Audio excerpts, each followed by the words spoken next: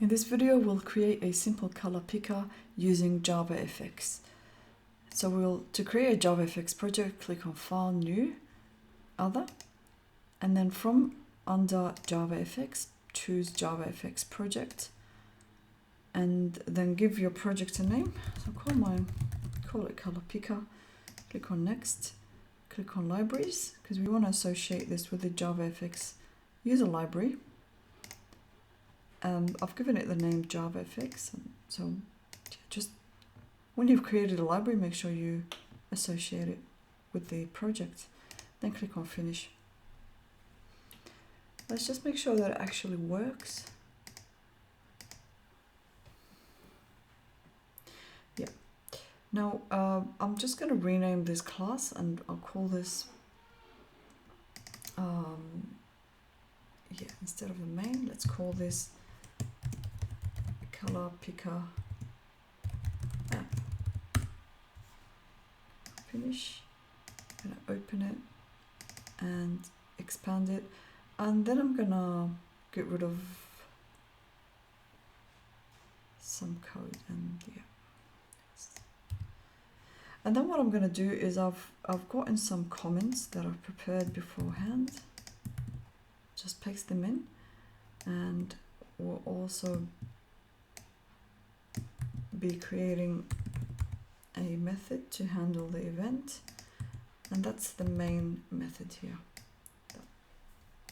Okay, so both of these are sub comments under this event handler. Okay, so let's start from here. Let's create a color picker. Now, because of the differences between the spelling of color, yeah, so the actual class is called color picker without the U. So depending on what country you are and how you spell it, just make sure you do with a single or with just an O for the correct class name. Okay, here we created an instance of the class, but the classes needs to be imported. So now it's sitting here. It's been imported. And then what we want to do is set an initial color for the color picker. So you can choose what color you like. So I'll set value, and we would use the color class. I'm going to choose green to be the default value. Now we notice that the color is also imported, the color class. Next, what we want to do is set an action event handler for the color picker. Now before we actually write this line, let's go create an event handler for the color picker. And that handler is triggered every time the user selects a different color. So that's the trigger. So let's start with, this is a private method, so it doesn't need to be public. I'll call this onColor picker changed, and it's an action event, and the argument, we call it event. The parameter is an event as well, and we'll close it here. We do need to import action events, so action event is imported here. And then what we want to do is get the selected color from the color picker. And to do that, when we grab the color, so if I say event dot get source, kind of messed up with the wrong key, get source, dot get value, so that's not gonna work because we need to actually do a cast here. Now the color is gonna be the color that's the type. The cast type is a color picker, and event get source. Now this whole thing here, we you get the value. Okay, now this is going to return a color. If we don't save it into a color object, it will be lost. So let's call it selected color. That's it. Now what we can do with we can actually print it out to the console. So we can say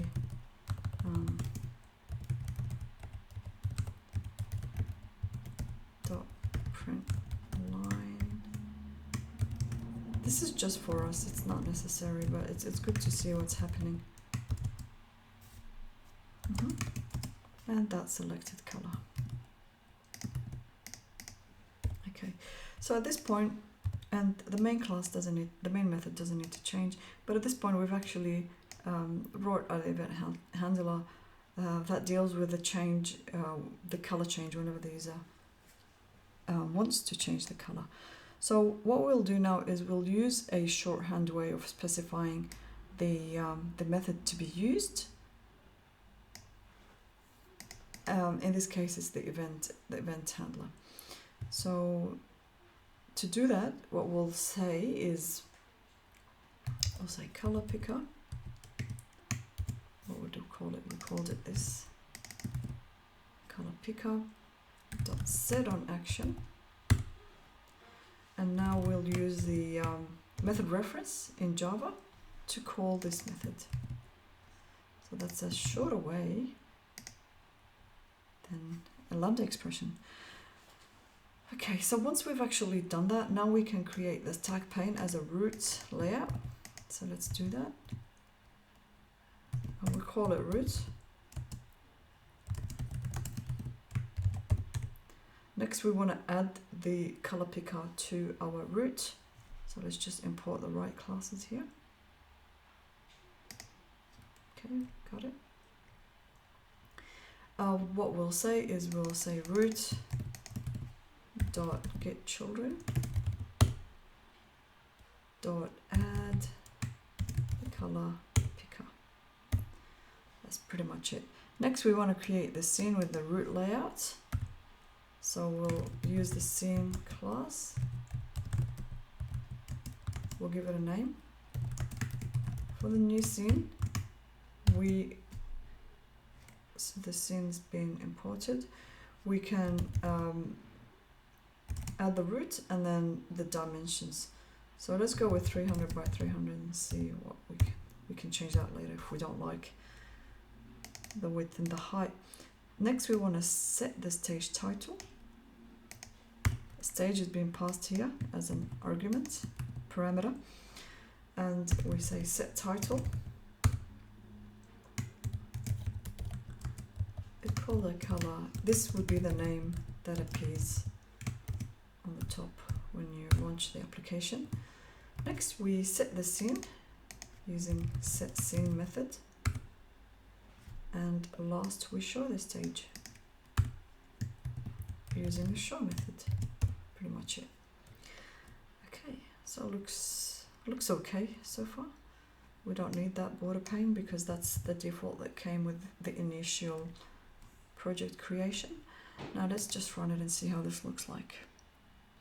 Okay, so that's the title, and the dimensions is 300 by 300, and then yeah, so then we get this color picker that we get to.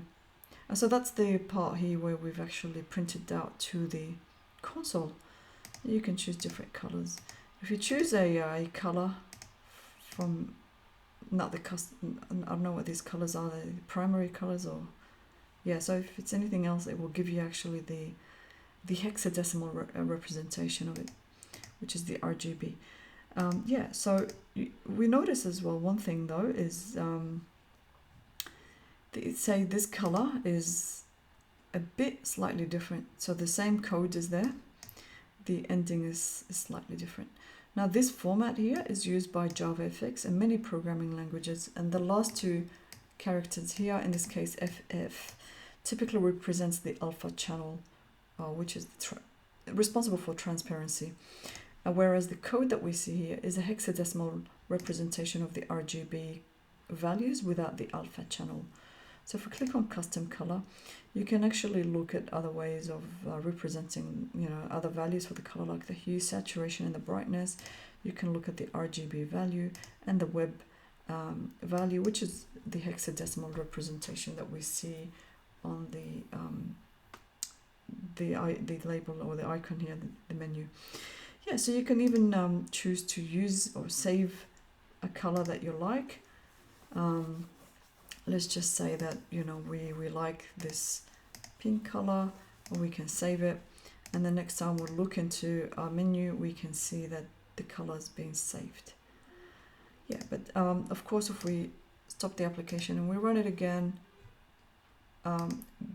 we won't have memory of what you've saved previously. But that's a simple color picker that we wanted to show in this video. I hope you liked it, and we'll see you in the next ones.